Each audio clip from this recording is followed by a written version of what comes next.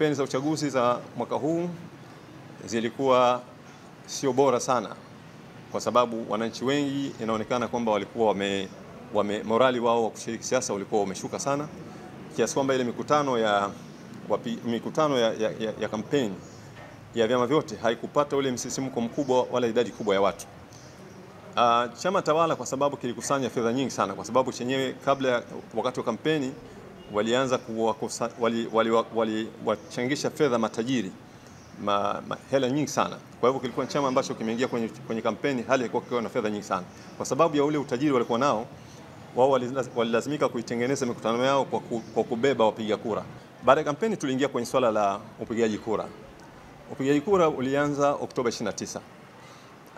Kitu ambacho kilichoonekana wakati tukiendelea kwenye zoezi la upigaji kura, waangalizi wakiangalia hiyo hali, kulitokea maandamano makubwa yalifanyika katika maeneo mbalimbali na yalileta athari kubwa, kwa sababu kuna maeneo ambayo tunaweza kusema kama uchaguzi haukufanyika kabisa. Maeneo kama ya Ubungo, maeneo kama ya Kinondoni, huko ni eneo ambalo liliathiriwa kwa kiasi kikubwa sana na yale maandamano. Lakini pia kulikuwa na swala la mauaji, watu wengi inaonekana wameuawa katika siku ile ya maandamano. Ndugu wanahabari, nasaha zetu ni hizi zifuatazo katika ile hali ya uchaguzi ambao ulioendelea. Pamoja na waangalizi wa Shura ya Maimamu Tanzania, katika uchaguzi huu pia walikuwepo waangalizi wa mashirika makubwa ya kimataifa kama Jumuiya ya Maendeleo Kusini mwa Afrika SADC, Umoja wa Afrika AU na Umoja wa Ulaya EU. Taarifa za waangalizi wote zimefanana, zimeshuhudia mambo mazito na makubwa. Miongoni mwa hayo ni haya yafuatayo: 1, kukandamizwa haki za wapiga kura; 2, uchaguzi usiofuata sheria; 3, mauaji ya raia wasiokuwa na hatia. Shura ya Maimamu Tanzania kama baraza la kidini tunapaswa kuyasemea mambo hayo kwa mtazamo wa itifaki nzuri za kijamii, lakini kwa uzito wa pekee kwa mtazamo wa vitabu vitakatifu vya Qur'an, Injili na vingine. Kwa maana hiyo tunalazimika kuangalia haya maswala ya wizi wa kura, mauaji yalitokea kwa mtazamo wa Qur'an, lakini Injili na vitabu vingine. Tunatazama haya mambo kwa mtazamo wa kidini kwa sababu ni muhimu zaidi katika dini.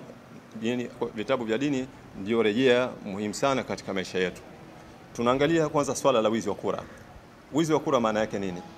Wizi wa kura maana yake ni A, ni kupiga kura zaidi ya mara moja; B, ni kubadilisha matokeo ya kura; na C, ni kununua kura kwa rushwa na mfano wa hayo; D, kuiba au kuharibu sanduku la kura kwa nia mbaya; na E, ni kutangaza matokeo ya uongo. Haya yote kwa mtazamo wa Uislamu ni khiana, ni uhaini na ghish, udanganyifu. Mwenyezi Mungu anasema katika Qur'ani Karim, wala msifanye hiana, uhaini kwa makusudi na nyinyi mnajua. Hii ni sura ya 8 aya 27. Hapa Qur'ani tukufu inakataza aina zote za hiana, iwe katika mali, madaraka au haki za watu. Wizi wa kura ni hiana kwa jamii na taifa kwa ujumla. Pia Allah Subhanahu wa Ta'ala anasema, na wala msiliane mali zenu kwa batil, wala msiwapelekee rushwa mahakimu ili mpate kula sehemu ya mali ya watu kwa dhambi. Haya ni maneno ya Mwenyezi Mungu katika sura ya 2, sura Al-Baqara aya 188. Aya hii inakataza rushwa, udanganyifu katika kupata mamlaka au faida ikiwemo ya kisiasa. Mtume Muhammad SAW anasema, atakayetudanganya si katika sisi. Imepokewa na Muslim hadithi hii. Hii ni hadithi ya wazi kwamba udanganyifu ikiwemo wizi wa kura ni kosa kubwa. Miongoni mwa madhara ya wizi wa kura, ukiwemo wizi wa kura kwa mujibu wa Uislamu ni haya yafuatayo: 1, ni kuvunja amana, uaminifu ambao ni nguzo muhimu ya jamii bora yenye hatua ya maendeleo; 2, kuharibu uadilifu ambao ni msingi wa utawala bora; 3, kuleta fitna na chuki miongoni mwa watu; 4, kuleta au kuimarisha tabaka la viongozi madhalim wasiokuwa na ridhaa ya wananchi, jambo ambalo ni kinyume na mtazamo wa Kiislamu. Muislamu sifa yake ni hii inafuatia hapa chini. Katika swala la uchaguzi ni kumpa ridhaa mtu mwadilifu na mwenye uwezo wa kutenda. Pia pili ni kuwapa ushirikiano watu, chama, taasisi wanaothamini utu na kuheshimu makubaliano. Na tatu, kuepuka kushiriki au kufaidika na udanganyifu. 4, kusimama katika haki hata kama ni dhidi ya ndugu yako au chama chako. Allah Subhanahu wa Ta'ala anasema, enyi mlioamini, kuweni wasimamizi madhubuti kwa ajili ya Allah, mkitoa ushahidi kwa uadilifu, wala kuchukiana na watu kusiwapelekee kutofanya uadilifu. Hii ni aya ya 8 katika sura Al-Maida, sura ya 5. Wizi wa kura ni dhambi kubwa katika Uislamu. Ni kitendo cha uhaini, udanganyifu na dhulma dhidi ya watu na taifa kwa ujumla. Muislamu anatakiwa kuwa mkweli, mwadilifu na mtetezi wa haki za binadamu zinapovunjwa na mtu yoyote yule. Tunazungumzia swala la mauaji katika Uislamu. Tulikuwa tunazungumzia swala la kura. Tumerejea Qur'an, tumerejea na hadithi za Mtume wetu Muhammad sallallahu alaihi wasallam. Tunaangalia mauaji katika Uislamu unasemaje. Kumuua mtu asiye na hatia ni jambo linalochukuliwa kwa uzito mkubwa sana katika Uislamu. Qur'ani na hadithi za Mtume Muhammad sallallahu alaihi wasallam zimeweka wazi kwamba maisha ya mwanadamu ni matakatifu na hakuna mtu mwenye haki ya kuyatoa bila sababu halali za kisheria. Mwenyezi Mungu Subhanahu wa Ta'ala anasema, kwa sababu hiyo tuliwaandikia wana wa Israeli ya kwamba anayemuua mtu bila ya mtu huyo kuwa amemuua mtu mwingine au kufanya uharibifu katika nchi ni kama ameua watu wote, na mwenye kumuokoa mtu na mauti ni kama ameokoa watu wote. Hii ni aya ya 32 katika sura 5, sura Al-Maida. Aya hii inaonyesha ukubwa wa dhambi ya kumuua mtu asiye na hatia. Mwenyezi Mungu anasema ukifanya hivyo ni sawa na kuangamiza ubinadamu wote. Allah Subhanahu wa Ta'ala pia anasema, wala msiue nafsi ile ambayo Mwenyezi Mungu amekataza isiuawe isipokuwa kwa haki, na aliyeuliwa kwa dhulma tumempa mrithi wake mamlaka, lakini asipite mipaka katika kuua. Hakika yeye yuko katika msaada. Sura 17 aya 33.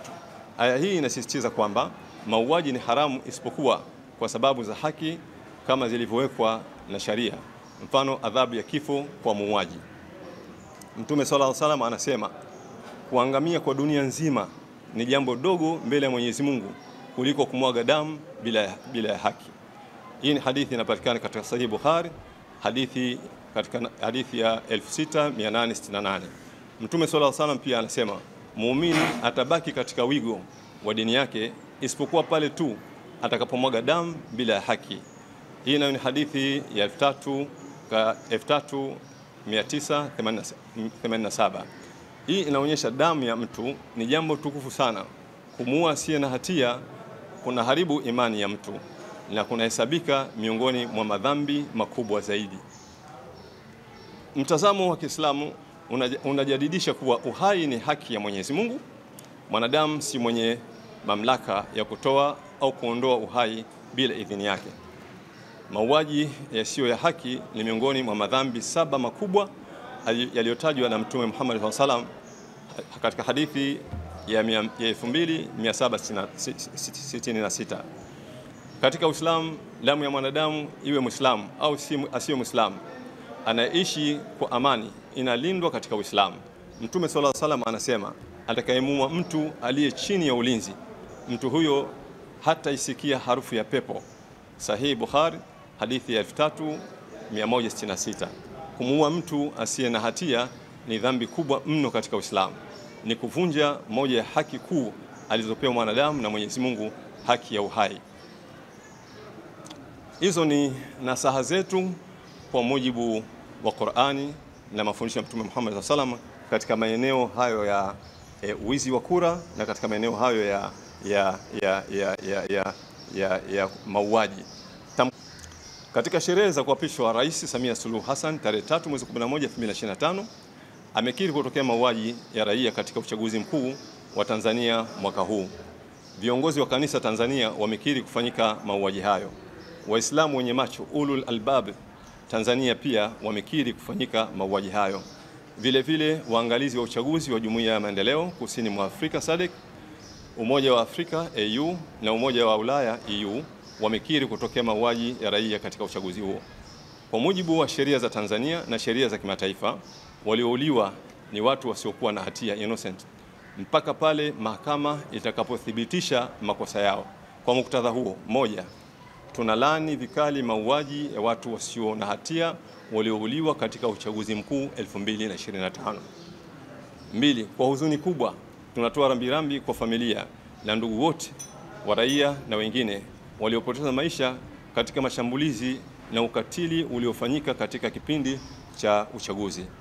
Tatu, tunasimama kwa mshikamano na ndugu wa marehemu katika kipindi hiki cha majonzi makubwa. Nne, mioyo yetu imejaa huzuni lakini pia imesheheni matumaini makubwa kwamba haki, amani, utu na ubinadamu vitarejea Tanzania. Tano, tunalani uharibifu wa mali za raia wasiokuwa na hatia katika uchaguzi huo. Tunashauri viongozi wa dini, viongozi wa stafu wa serikali na taasisi za haki za binadamu waombe kukutanisha serikali ya CCM na wapinzani wake kujadili mustakabali wa taifa. Nane, tunashauri serikali ya CCM itoe haki kwa Watanzania kuandika katiba mpya ya taifa lao. Tisa, kwa sauti kubwa kabisa tunakataa kupongeza uchaguzi mkuu wa rais wa bunge na madiwani uliofanyika Tanzania mwaka huu. 10, tunamwomba Mwenyezi Mungu abariki taifa letu la Tanzania lifikie katika uhuru, mshikamano na amani ya kweli. Swala la kwanza, swala la maridhiano. Kwanza sisi tumeonyesha kwenye tamko letu, sisi tumependekeza hivi kwamba watokee watu viongozi wa dini na wastaafu wa serikali, wale waadilifu, watu wa haki za binadamu, waombe pande mbili, serikali na wale wapinzani wake, wakutane. Yaani tunazungumzia third party, kwamba yafanyike lakini iwe kuna third party, kwamba hiyo ndio nzuri, ndio mtazamo wetu sisi tulionao. Lakini kwenye swala la maridhiano sasa, ile aliyozungumza rais, yani mimi sioni kama kuna dhamira ya kweli ya maridhiano kwa jinsi nilivyosikia ule hotuba, kwa sababu yani rais katika mazungumzo yake yani amepongeza na kusifia sababu zile ambazo zilipelekea yale mambo yalitokea tarehe 29 yafanyike. Yalitokea tarehe 29, watu waliingia kwenye maandamano, ni kwamba wanapinga mfumo wa uchaguzi uliopo Tanzania, ndio wakaingia barabarani, ndio sababu kubwa maana yake.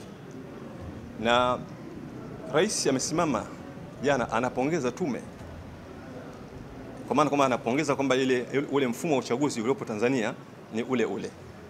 Kwa maana hiyo ni kwamba anatangaza kwamba yani tusitarajie mabadiliko yote katika jambo kama hili. Ukitangaza kwamba hutarajii mabadiliko yote katika mfumo wa uchaguzi, maana yake ni kwamba unatangaza yani kuendelea na mapambano, kwa sababu hiyo ndio ilipelekea watu 29 wakaingia.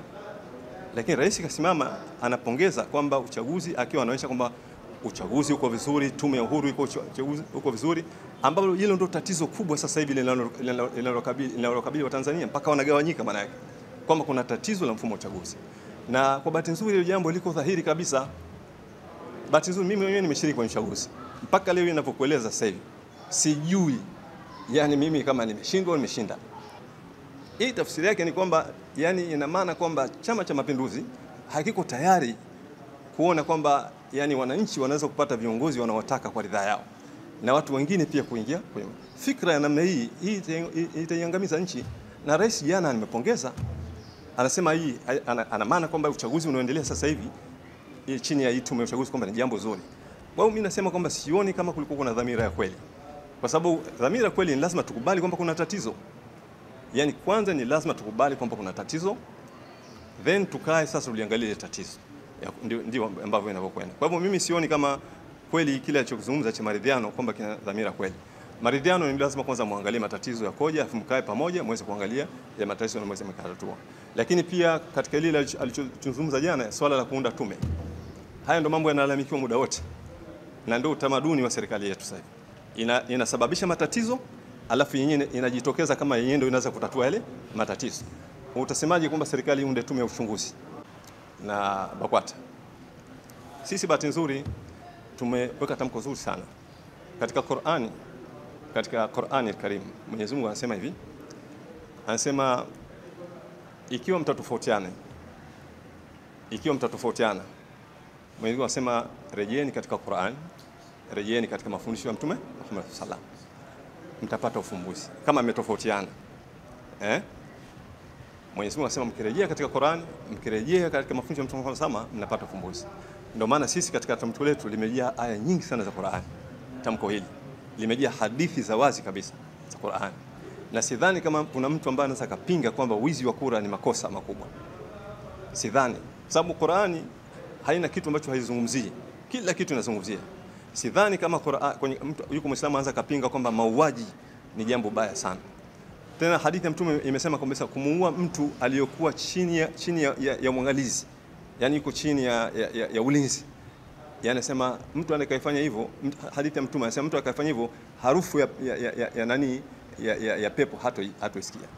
Kwa hivyo mimi nadhani hatuwezi kutofautiana, kwa sababu sisi tumeweka shura mamamu kwenye tamko letu, tumeweka aya za Qur'an ambazo ni aya ambazo Muislamu yote yule analazimika kuzinani kwenda, lakini kubwa zaidi ni ukweli, si ndio? Lazima tutafute ukweli. Sisi haya tuliyozungumza ni kweli kabisa. Tume huru na serikali mwaka kabisa ilitoa mwongozo na kuainisha taasisi ambazo hazipaswi kuwa na maangalizi. Moja ya taasisi zilizoainishwa ni taasisi za kidini. Ndio. Kwa hiyo hapo kwa moja maana yake ninyi kama shule mama mkao mmepoteza sifa ya kuwa sehemu ya uangalizi. Kwa taarifa yako unasema mmekosa kibali na serikali. Amoni tangu kwanza, maana yake taarifa hii kwanza mkiona kabla ya kufikiria kutafuta vibali. Lakini jambo la pili, umeeleza kuhusu watu wengi changamoto walizozipata wanapokwenda. Amoni kwanza, jambo la kwanza lina hapa tu, maana yake changamoto inatokana kwa sababu wamekwenda pale wanaonekana kama watu ambao sio wapiga kura, labda wahusika, sio maafisa wanaotakiwa na nini, na wamekwenda kwa sababu sio waangalizi kwa utaratibu, maana yake wao sio waangalizi wa uchaguzi kwa sababu hawana hiyo sifa ya kuwa waangalizi.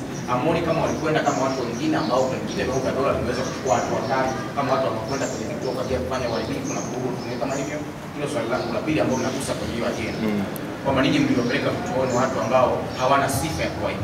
Lakini kwenye muktadha wa jambo hilo lenyewe la issue ya uangalizi, kwa muktadha huo wote ambao tumezungumza na muktadha wa sheria kwamba anakuwa hiyo na sifa, hiyo pia huoni inaondoa sifa ya ripoti yote hii ambayo mnaitoa, kwa sababu imetolewa na taasisi ambayo waangalizi wake yani tafsiri kama haikuwa na waangalizi kwenye jicho la kisheria, kwa sababu ni taasisi ambayo ni taasisi za kidini asipokuwa kuwa na waangalizi. Sasa amuoni tu hiyo kukosa sifa, maana yake ripoti yote ambayo umeitoa hapa inakosa sifa hiyo na nguvu, kwa sababu inakosa hiyo nguvu ya kisheria.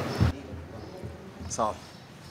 Kwanza niseme kwamba mimi katika watu waliohudhuria wakati wa sheria ya uchaguzi ilipokuwa inapitishwa, nilialikwa kule Dodoma mwaka ule. Katika eneo nililosema ni hilo, yani tulipokuwa tunachangia, tuliwaeleza kwamba yani swala la elimu ya uraia ni swala ambalo haliwezi kufanywa na mamlaka, sababu elimu ya uraia maana yake ni kwenda kuwaelimisha watu.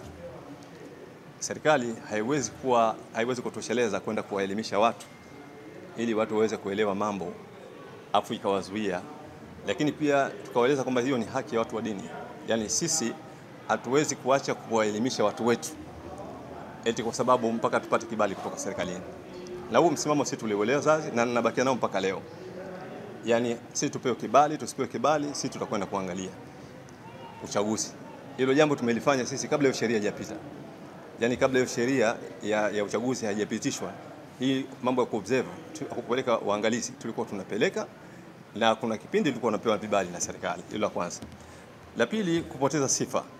Kupoteza sifa, sisi tunaweza kupoteza sifa kwa maana hiyo kisheria, lakini yale tuliyozungumza hayawezi kupoteza sifa.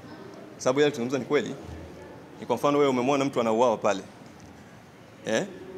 Sasa huwezi kupoteza sifa kwa sababu wewe sio polisi, maana polisi ndio anapaswa kumkamata mtu anayeuawa. Lakini haipotezi ule ukweli kwamba ulimuona mtu anauawa na uliona jinsi mtu anavyouawa. Kwa hivyo sisi tunachoamini kwamba kile tulichokiona kilikuwa sahihi, na kwa bahati nzuri kimefanana na kile ambacho walichokizungumza wale waangalizi waliokuwa na vibali, kama vile waangalizi wa SADC na waangalizi wa African Union na waangalizi wa European Union. Kwa hivyo utaona cha shura mamam na zile taasisi kubwa tumekuwa tuko sawa sawa. Kwa maana hiyo bado kile tulichokiangalia kimebaki kuwa na thamani na hadhi, na sidhani kama mtu ambaye ni mweledi unaweza ukapuuza information kwa sababu ya kumwangalia mtu. Yani mtu anakupa taarifa badala ya kuzingatia ule ukweli wa ile taarifa, alafu unamtazama yule mtu kwamba huyu bwana sio mwandishi wa habari, huyu bwana sio mtu sidhani kama mtu mwenye busara anafanya hivyo. Kwa hiyo tulichokuzungumza sisi kina hadhi kubwa na kina thamani ile ile, na sisi tunaendelea kufanya kazi ya kuangalia masuala ya uchaguzi, na tutaendelea kufanya bila kuzingatia kwamba tuna kibali cha serikali au hatuna kibali cha serikali. Nani tungependa aongoze maridhiano? Sisi tumeeleza ndani, tumeeleza kwa ujumla kwamba sisi tungependa sana yani third party iwe ni watu itokee ni viongozi wa dini, viongozi wa staff wa serikali ambao tunaamini kwamba ni watu wenye heshima zao na kadhalika, na taasisi za dini, taasisi za haki za binadamu. Sasa mchakato utakuwaje, hilo ni swala lingine, lakini dhana yetu sisi ni hiyo, na sisi tulikuwa tunafurahia sana kama wangechukuliwa hawa watu wa ndani. Ingekuwa ni jambo bora zaidi kuliko ni kuanza kuwafikiria watu wa nje.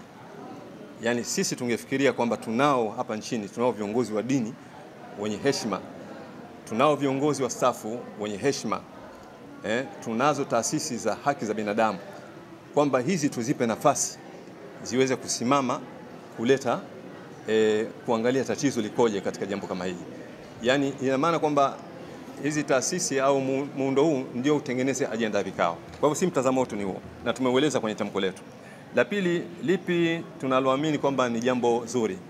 Sisi tunaamini kwamba ile kauli ya rais ya maridhiano, tunaamini kwamba ni kauli nzuri, lakini sisi mashaka yetu makubwa hayo maridhiano yenyewe yanafanyikaje na nani anayefanya, ambapo serikali kwa mtazamo wake ni kwamba hayo maridhiano wao ndio wayasimamie. Ile dhana ya maridhiano ni kitu kizuri, lakini kwa mchakato upi? Sio mchakato huu wa kwamba serikali wao ndio wasimamie ile maridhiano. Hilo ndio ambalo tunaona kama ni zuri, lakini tunahitaji kuweka vizuri zaidi. Alafu kuna msamaha aliotoa rais. Katika swala la msamaha niseme kwamba sisi kwanza tunasikitika sana kwa sababu rais ametoa rambirambi juu ya watu waliouawa. Rambirambi ni jambo zuri sana, na ile rambirambi ni kwamba inawahusu wale waliofiwa, si ndio? Lakini katika tukio lile lina pande mbili. Tukio lile kuna waliouawa na kuna walioua. Rais ametoa tamko linalohusu wale waliouawa, amewapa rambirambi. Hajatoa tamko linalohusu wale walioua. Rais hajawalani watu waliofanya yale mauaji. Yeye ametoa rambirambi kiasi kwamba hapana statement ya kukemea, ya kulani yale mauaji. Yani hakuna message nzito ya rais ambayo imekwenda kwa wale walifanya mauaji, hakuna. Kwa hivyo ule msamaha ni jambo ambalo nafikiri lipo pale kawaida, na bado halijakaa sawa sawa, kwa sababu wale watu wako mahakamani na rais hawezi kutoa kesi mahakamani kwa mujibu wa sheria. Rais anaweza kumsamehe mtu ambaye amefungwa, lakini hawezi kumsamehe mtu ambaye yuko mahakamani. Ni kesi nyingine, maana hata tujui utekelezaji wake unakuwaje katika wale watu. Kwa hivyo kimsingi ni kwamba sisi tumeona haya na msimamo wetu ni huo katika swala hili la maridhiano, swala hili la uchaguzi na mauaji yaliyotokea Oktoba 29 mwaka huu. Nitumie fursa hii kuwashukuru sana ndugu zangu wanahabari kwa kuja katika kikao hiki, na naamini kwamba mtatumia fursa zenu kuweza kuhabarisha Watanzania juu ya mtazamo wa Shura ya Maimamu katika uchaguzi huu, lakini vile vile mauaji yaliyotokea hapa nchini kwetu Tanzania. Asanteni sana.